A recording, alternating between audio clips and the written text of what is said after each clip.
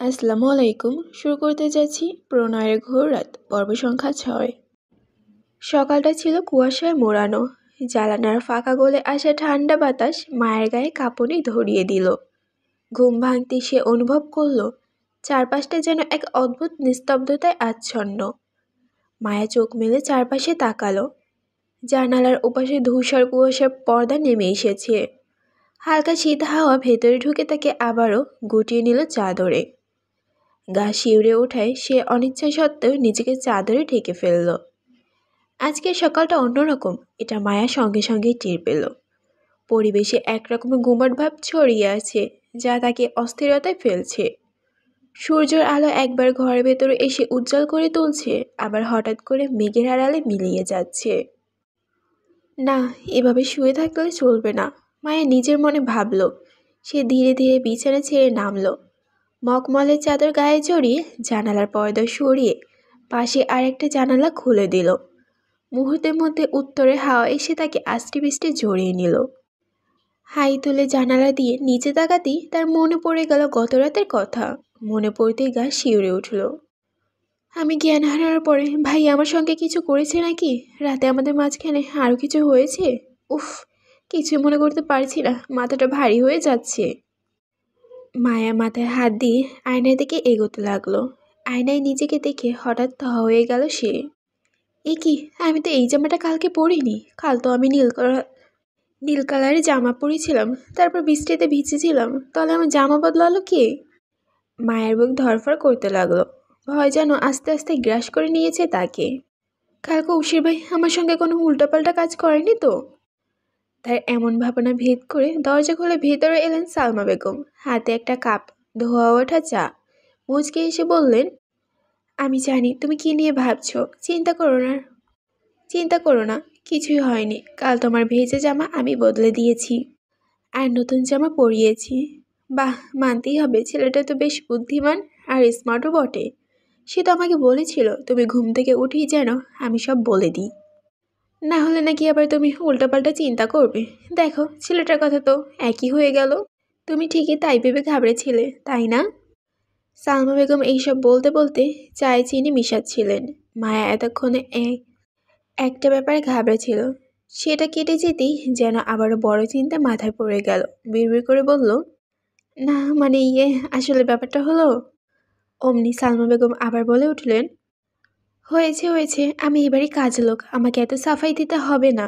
তোমার মালিকানা মানতে আমার দরকার নেই। মায়া বুড়ুকুচকে তীক্ষ্ণ দৃষ্টিতে তাকালো তার দিকে। সই, তুমিও না? তোমাকে না আমি কতবার বলেছি তুমি কখনো তোমাকে এইসব চাকর ফাকর বলবে না। আমরা তো কখনো ভাবি না তুমি কাজের লোক, তুমি আমাদের পরিবারের একজন। আর আমার মিষ্টি সই, বুঝেছো?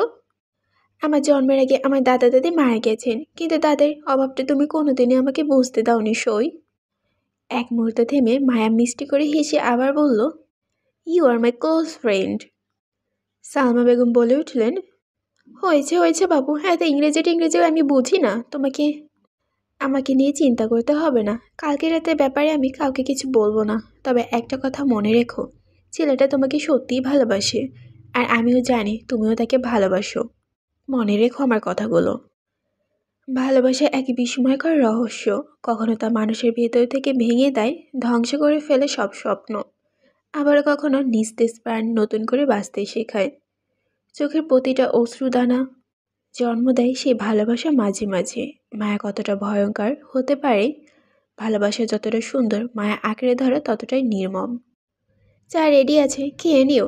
এ বলে সালমা বেগম হন হন করে চলে গেলেন। মায়া বাংলার পাঁচের মতো মুখ বেঁকিয়ে ভেজকে জানলার সাথে দাঁড়িয়ে রইল।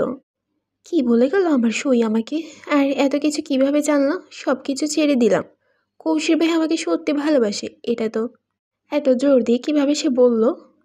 তাহলে আমি কেন কৌশিক ভাইয়ের ভালোবাসা দেখতে পাচ্ছি না? হঠাৎ মায়ের ভেতর একা অবসর কালো ড্রেস পরা আর একটা মায়া বের হয়ে এলো। সে তিরস্কার সুরে বলল, এত কি ভাবছিস মায়া? তুমি আসলেই একটা বোকা মেয়ে। বোকা তুমি? অতীতের কথা কিভাবে সব ভুলে গেলে? মনে করো কিভাবে তোমাকে সবার সামনে তোমার ভালোবাসাকে ছোট করেছিল, কিভাবে তোমাকে অপমান করেছিল, সব ভুলে গেছো? ঠিক তখনই বিদ্যুৎ চমকানোর মতো শব্দ হঠাৎ সায় রঙের সাদা রঙের সুন্দর একটা ড্রেস পরা আর একটা মায়া বের হয়ে এলো। সে শান্ত স্বরে বলল, আমার কথা মন দিয়ে শোনো মায়া। মানুষ মানেই অতীত বর্তমান, মানুষ মানেই ভুল, আবার মানুষ মানেই সঠিক। মানুষের স্বভাব দুই ধরনের হয়ে থাকে। প্রথমত, একজন মানুষ প্রথমে ভুল পথে গেলেও পরে সেটা বুঝে নিজে আবার শুধরে সঠিক পথে আসে।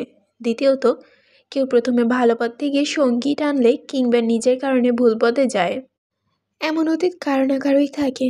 তাই বলে কি মায়া সারা জীবন অতীত আঁকড়ে ধরে থাকবে? না, আমাদের বর্তমান দেখতে হবে, যাতে অতীতের মতো বর্তমান না হয়। সেজন্য বর্তমানে সুন্দর করে সাজাতে হবে আর সঠিক জীবনসঙ্গী খুঁজে নিতে হবে। ছেলেরা প্রথম হয়তো বুঝতে পারেনি, আর তখন তুমি বা কতই বড় ছিলে। তখন তোমার প্রেম ছিল কেবল আবেগ। আবেগের বশে তোমায় তাকে দেখলে ভালো লাগতো, তাকে দেখলে লজ্জা পেতে, একটা ভাব আসতো, এমন কেবল নাম ভালোবাসা ছিল। তখন বিশেষ করে তোমার কৌশির ভাইয়ের কাছে, কারণ তুমি তখন ছোট ছিলে। ক্লাস ক্লাসের থেকেও ছোট, বয়সের থেকেও ছোট ছিলে। কিন্তু এখন তুমি বড় হয়েছো, এখন বুঝতে হবে আবেগ কেন, ভালোবাসা দিয়ে এখন তোমাকে কাজ করতে হবে।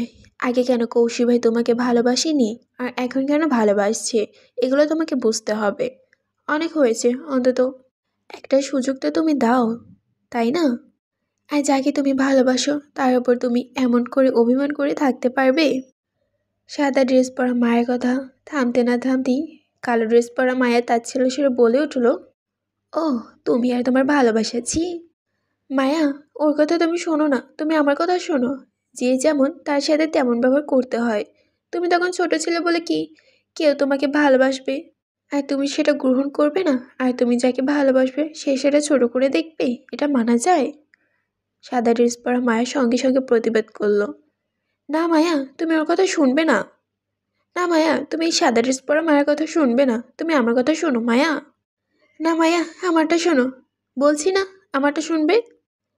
তাদের এমন অকারণে কথা কাটাকাটি মায়ের হঠাৎ তাদের দুজনের মাঝখান থেকে কানে হাত দিয়ে চিৎকার করে উঠল, চুপ করো তোমরা দুজন, কোনো সমাধান দিতে পারবে না, অন্তত আমার মাথাটা খেও না, যাও, তোমরা যাও এখান থেকে বলছি। মায়ের কণ্ঠে এমন কঠিন সুর আগে শোনা যায়নি। কথাটা শোনার সঙ্গে সঙ্গে সাদা ড্রেস আর কালো ড্রেস পরা দুই মায়ে কেমন যেন হাওয়ায় মিলিয়ে গেল। মায়া হাঁপাতে হাঁপাতে চেয়ারে কাপটা হাতে তুলে নিয়ে সোফায় বসে পড়ল বারান্দায়। ঠান্ডা বাতাস স্পর্শ করছে তাকে, কিছুটা শান্ত করলেও মাথার ভেতর যেন তোলপাড় শুরু হলো। বারান্দায় সোফায় বসে পড়তেই নিজেকে গুটিয়ে নিল সে। আমার মাথা কাজ করছে না, আমি কি করব? প্রতিশোধ নেব, নাকি সব কিছু ভুলে কৌশিক ভাইকে আপন করে নেব? উফ, মাথাটা যেন ফেটেই যাচ্ছে। চোখ বুজে মায়া মাথাটা ঠেসে দিল সোফার সাথে। চারপাশের নীরবতায় শুধু তার অস্থিরতায় শ্বাস প্রশ্বাস ভেসে উঠল।